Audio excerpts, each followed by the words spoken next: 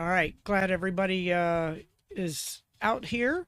Um, Thank you for covering this. This is a great opportunity for us to show off our award-winning parks. As many of you have heard me say a number of times, we have 200 parks in our city. And when I mention that to other mayors around the United States, they're like, clearly you've made a mistake. And I said, no, we have 200 parks in our city. And so it's wonderful. It is incredibly important to a thriving and healthy community to ensure that we have these recreational opportunities for everyone from young children all the way up. Many of you were down at the Waterworks Park yesterday when we unveiled some of our all abilities equipment, and we are trying to ensure that we have that equipment all over our city so that everyone can go and enjoy our parks. I like to say that it all starts in the parks, the young kids all the way to the adults, with that sense of community. And so we are here today to talk about some of the maintenance of our award-winning parks. And as you know, the maintenance is ongoing. There's always issues that we need to address. So we have in our capital improvement budget about $6 million for some upgrades and lights. And the three parks that those are going to be at are the Himes Park that we're at right now, Rolette Park, and Calvin Harris Park as well. And the lighting that you're seeing going in today, it's about $2 million, and it's lighting up these basketball courts here. Amazing that we see people playing tennis behind us, because I thought pickleball had pretty much snuffed out tennis, but I guess that's not so. So we still have the game of tennis, but the all of the field lighting, the court lighting, tennis and basketball will all be upgraded.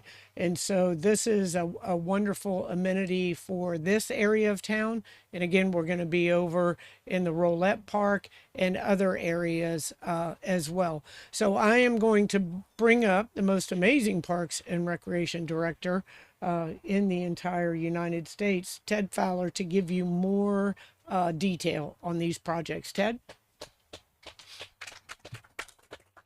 Thank you, Mayor Castor. I'd be remiss if I didn't thank our athletics maintenance team, Heather's team, and our planning and design team. Danielle's out here representing today with all their hard work getting this pushed through as quickly as we did. Phase two will commence with lighting improvements for American Legion basketball court, the Gadsden softball fields, and the Perio and Albany athletic field that's in North Tampa. We really have a job ahead of us every day maintaining these parks, and this is just a small part of what we do, but it's to be celebrated because these improvements help people in the safety of using our facilities. It adds security, even though they're based on athletic fields. And one caveat that they really do, it allows our staff to control the lights from a remote situation on their iPhone. So if we have a situation where we have a league game and the lights don't come on, we can make a quick call, program the lights in case there's a malfunction, and troubleshoot from afar. So we're really excited. Phase two will commence later on in the summer for 2026, and we're looking forward to completing those projects. Do I have any questions? I know we've done a lot. We've built new parks. Many of you were at the first grand opening. We're actually going to have a second one when we finish all of the fields later this month at the Fair Oaks Park. And that is it's one of the most amazing parks in our city. But also upgrading and making sure that we're taking care of other parks, putting the lighting at the Yellow Jackets baseball, Gadsden Park way down in South Tampa off of McDill. And we've done some incredible improvements there. They've had stormwater issues in the past, so we're upgrading the lighting, the fields, the concession stand, making the upgrades in Forest Hills Park that suffered a great deal of storm damage, doing the all abilities, raising those parks throughout the city. We are doing something every day in our city to make sure that we continue to have the gold standard of parks and recreation. And do want to thank all of the staff. None of this happens. I know I always tell my staff, when I say we, that means you. And I know Ted has the same philosophy. He's got an amazing staff behind him that gets the work done each and every day. So if nobody has any other questions, go ahead. I might have missed it, but benefit-wise to all these upgrades to lighting, is there less outages or better cost savings for the city? Just kind of. Yeah, there's a great deal of efficiency involved. When we could avail ourselves to the 30% tax refunds for all solar arrays, we were putting those on our parks and recreation. That 30% ended. Doesn't mean that initiative is going to end, but we're looking for other ways that can make it a bit more cost effective. But that allows us to recoup on the electric bills and lower those dramatically. And then, as Ted said, the efficiency, not only in savings and lighting, but also the efficiency in being able to control these lights.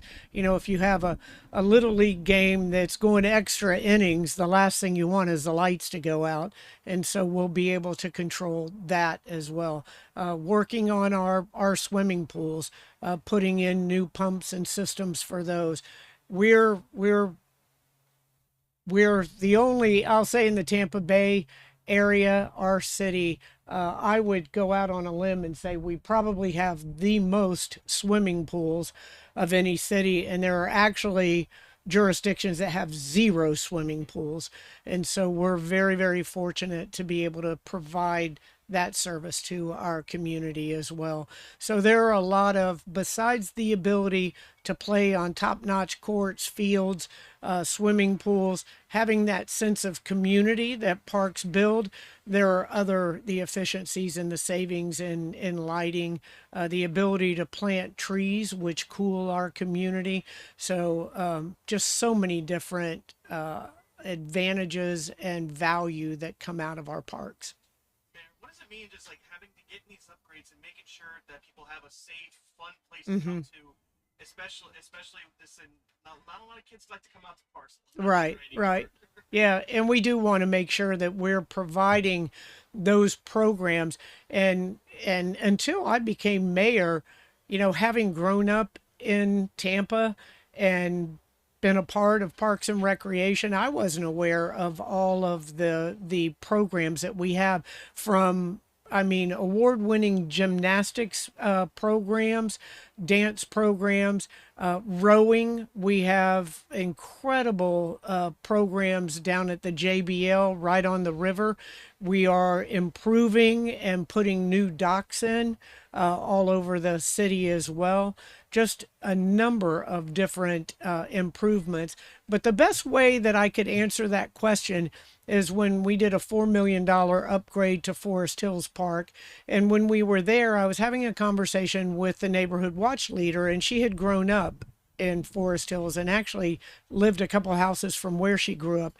And she said, when I was a kid, we grew up in this park, and the kids all formed lifelong relationships in the park. And the parents came out too. So you had that sense of community and that sense of neighborhood.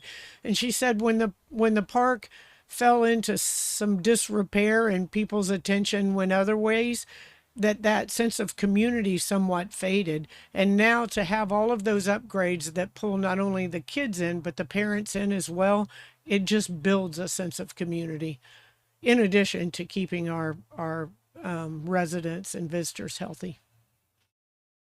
All right. We're all going to go play tennis.